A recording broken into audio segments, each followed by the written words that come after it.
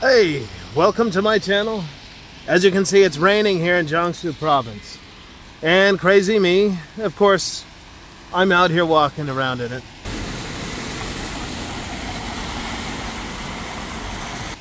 But just the same, I figured this would be a good opportunity to tell you a story about when I first came to China. So stick around. Hopefully you enjoy it. Sorry, I'm trying to avoid getting run over in the process of making this little video, so... Stupid bus! Bear with me here as I cross streets and dodge e-bikes.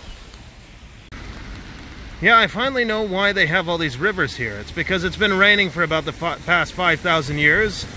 And somewhere around 4,000 years ago, they decided that with all this water, it might be a good idea to put in these canals. At least I think that's apocryphal. A local told me that these canals have been here for 4,000 years or something like that, but now you know why. It's because it rains all the time in Jiangsu province. Ooh, there goes another one. Just the same, I'm out here. So, back to the story. Long ago, before I was an expat, before I was an expat, I was living in America, of course, and one day I decided I needed to look for work. You know, after school, you kind of have to start working to make a living. And the job situation back then was not so great. So I was looking and looking for days, and one time I came across a posting that said I could work in China, and the wage sounded okay, especially for China. It said it provided a free apartment. Just a moment here.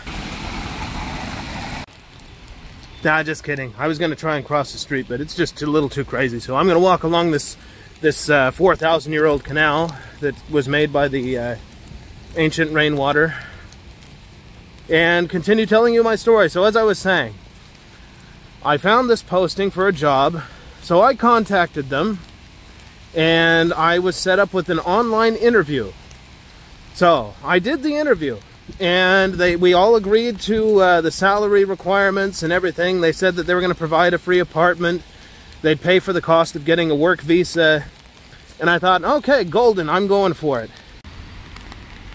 As part of the arrangement with the school, I was supposed to get a business visa and come to China on that. Because apparently, well, according to them, it was easier to get the Z visa if I already had a business visa. So me being me, I went along with it. I got the business visa, and I got a plane ticket. It costed me about 2,000 bucks for the plane ticket. And I flew to Beijing, where this worker of theirs met me at the train station. And we took about 2 hours to get from the, no, I'm sorry, I said train station, I meant the airport. We met at the airport, I grabbed my bags, we went on the subway, and it took us about 2 hours to get to Feng Tai, where I finally met these people, very briefly because it was late, and they took me to my apartment that I was supposed to have. Now the apartment, as I understood it, before coming to China, was supposed to be a single apartment, not with roommates. But upon arrival to the apartment, it turned out that that was not true. I had a roommate. But it was a 2-bedroom apartment, so I figured, oh well, whatever, you know. I'll go for it. What else am I going to do at this point? I've already committed so much. So, I put my stuff in there. I had one of the bedrooms. I went to sleep. And that led to the next day's adventures, when I had so many things revealed to me. Yeah. See what I mean about crossing the street? They're supposed to stop, but... well, they never do. I'm about to get run over on both sides. Oh, here we go. Got a race for it. That made it. Oh, nope, not quite. There goes an e-bike. So, as I was saying, I got in the apartment. The other guy was there, and the next day I get up and I go to their office, which was very close by, and they proceed to inform me basically that they don't actually have a job for me yet. I'm supposed to, they're an agent, so I work for this agent, but I still have to go find a school before I'm actually going to have a salary. So they gave me some kind of little crash course of how to do like a little kid class, and then proceeded to send me off to a bunch of schools to do interviews and do what they call a demo class to see if they wanted me. Now, fortunately, I found a job really quick. Unfortunately, it was just before New Year, so I wasn't going to actually start working until the New Year holiday was over. Sorry guys, still avoiding being crushed or having my legs broken. Yeah, so that was a disaster. Now, fortunately, in my case, I had money, so it was no big deal for me. But for other people, let's say you're looking for work because you need work and you haven't got any money. So you come and you find out that there is no job, there's no salary, and then, sorry, avoiding getting run over again. So like I said, no job, no salary, and then on top of it, you find out you're gonna have to wait maybe a couple weeks before you start, and then it's a month and a half after that before you actually get paid. That could be disastrous. Especially, you know, you're living in a foreign country. Well, anyway, it was kind of a pain. But that wasn't the worst of it. So, in my case, as I was saying, in my case, as you would probably guess, my American phone didn't work in China. So I found myself in need of a phone, in need of a SIM card, and this agent guy suddenly is like, oh, I can help with that. We can provide anything you need.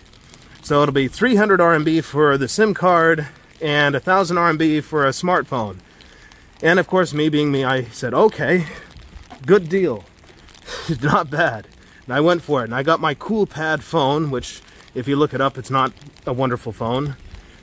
And then he opened up this binder. He had several binders. He opens it up, and it's just full of SIM cards. That should have been a red flag, but of course, me being me, I didn't know that at the time. So he gets me set up with the SIM card and the phone. They get me set up with the app called WeChat. And then their worker takes me down to the bank. We set up a bank account. It's attached to the phone number they got for me. And if you know anything about China, you know that you're supposed to use your passport to get a SIM card. So, me being naive about this whole thing, I never questioned, like, whose ID is this attached to? You know, whose number is this actually? Who's going to have access to my bank account and my WeChat account?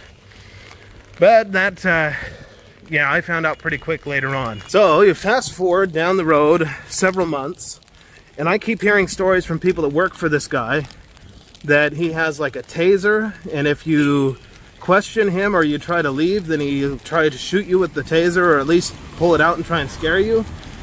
And I thought, oh, these guys, they're nuts, you know, they don't know what they're talking. I mean, they're just making up stories or something because, well, they were kind of crazy people working for him anyway. I shouldn't say that. They weren't crazy. They were just...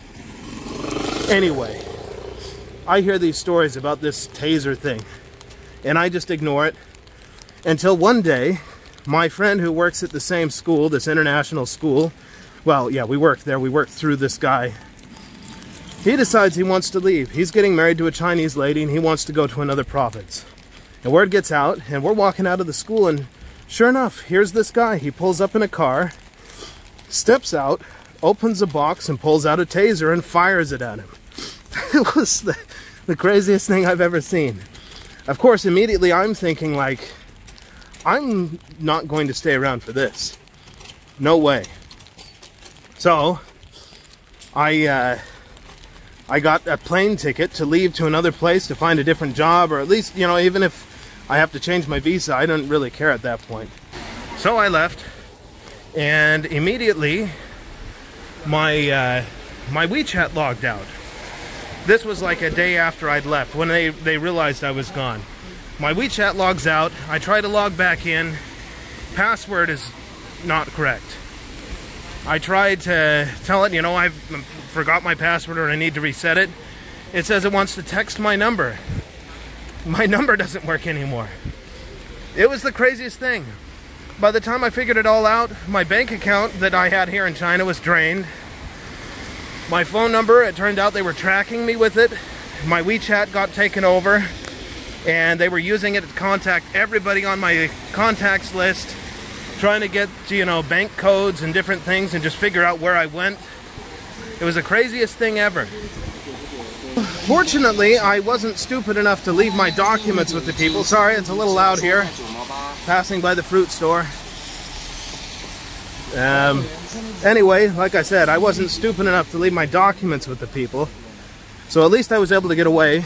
A lot of people that I'm meeting these days, they come over from like South Africa or somewhere and they don't know how it works here. The school sets them up just like they did me. And then they take their documents and tell them, oh, we need to keep, you know, your stuff to keep it safe. Don't fall for that.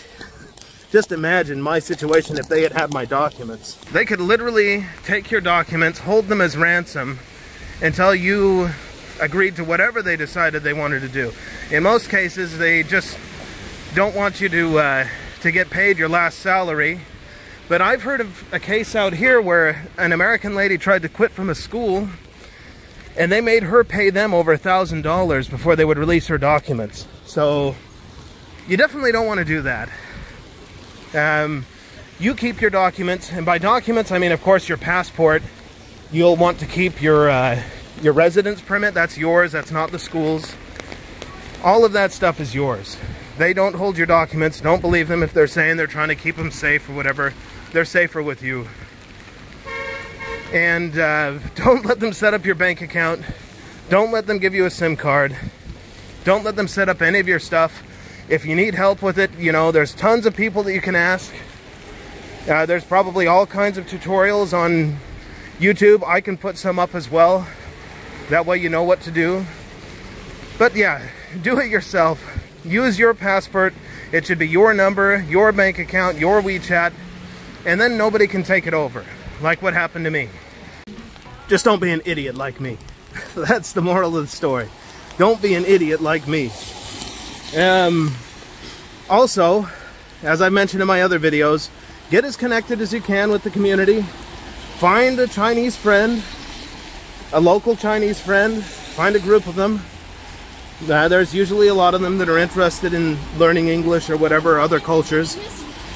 They're helpful. They can give you advice.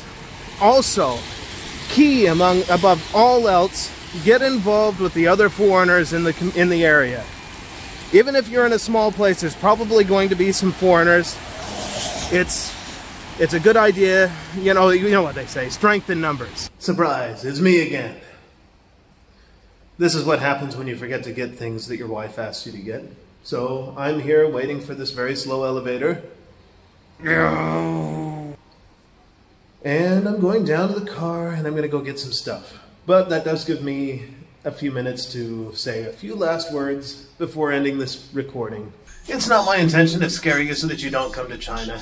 Yeah, that was a pretty messed up story I just told, but hey, I'm still here many years after the fact, so obviously China's not that bad.